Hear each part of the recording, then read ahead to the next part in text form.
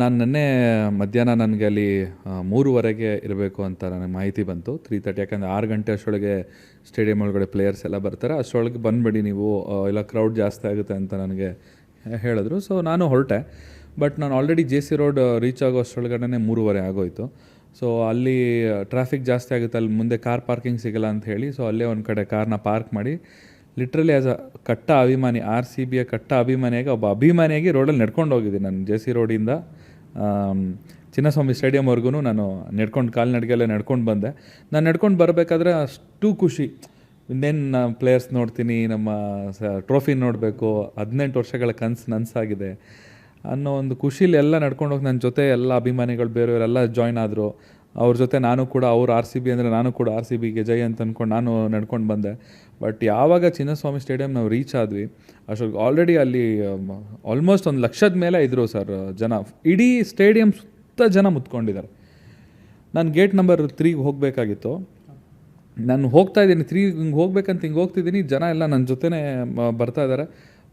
Police ಇದ್ದವ್ರು ಏನು ಮಾಡಿದ್ರು, ಗುಂಪಲ್ಲಿ ಬರ್ತಾ ಇದ್ದಾರೆ ಅಂತ ಅಂದ್ಕೊಂಡು, ಆ್ಯಕ್ಚುಲಿ ನಾನು ಒಬ್ಬ ಹೋಗ್ತಿದ್ದೆ, ಬಟ್ ನನ್ನ ಸುತ್ತ ಜನ ಇದರಿಂದ ಗುಂಪು ಬಂತು, ಯಾವುದೋ ಗುಂಪಲ್ಲಿ ಬರ್ತಾಯಿದೆ ಅಂತ ಚದುರಿಸೋಕ್ಕೆ ಲಾಠಿ ಬೀಸೋಕ್ಕೆ ಸ್ಟಾರ್ಟ್ ಮಾಡಿದ್ರು. ಇದ್ದವರೆಲ್ಲ ಹಿಂದೆ ಓಡೋದ್ರು. ನಾನು ಓಡಲಿಲ್ಲ, ನಾನು ಅಲ್ಲೇ ನಿಂತ್ಕೊಂಡೆ. ಈವನ್ ನನ್ನ ಕಾಲ್ಗೂ ಕೂಡ ಒಂದು ಲಾಠಿಲಿ ಏಟು ಬಿತ್ತು. ಸೊ ನನಗೆ ಯಾಕೋ ಇಲ್ಲಿ ಒಳಗಡೆ ಹೋಗೋಕ್ಕಾಗಲ್ಲ, ಗೇಟ್ ನಂಬರ್ 3 ಇಟ್ಸ್ ಇಂಪಾಸಿಬಲ್ ಅಂತ ಗೊತ್ತಾಯಿತು. ಆ್ಯಂಡ್ ಜನಗಳು ಕೂಡ ಕಿರ್ಚಕ್ಕೆ ಸ್ಟಾರ್ಟ್ ಮಾಡಿದ್ರು ಅಲ್ಲಿ.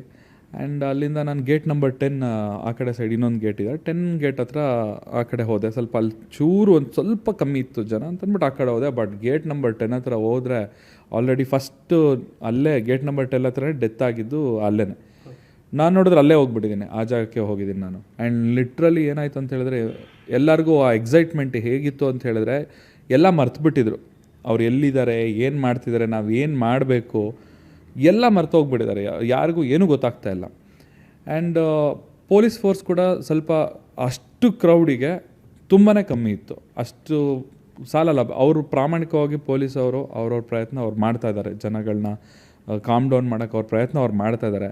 ಬಟ್ ಜನನೇ ಕಾಮ್ ಆಗಿಲ್ಲ. ಆ ಎಕ್ಸೈಟ್ಮೆಂಟ್, ಆ ಎಮೋಷನ್ ಅವ್ರಿಗೆ ಮರ್ತೋಗ್ಬಿಟ್ಟಿದ್ದಾರೆ. ಅವ್ರು ಏನು ಮಾಡ್ತಿದ್ದಾರೆ ಅಂತ ಅವ್ರ ಕೈಯಲ್ಲಿ ಅವ್ರ ಜ್ಞಾನನೇ ಇಲ್ಲ, ಆ ಥರ ಆಗಿಬಿಟ್ಟಿದ್ದಾರೆ.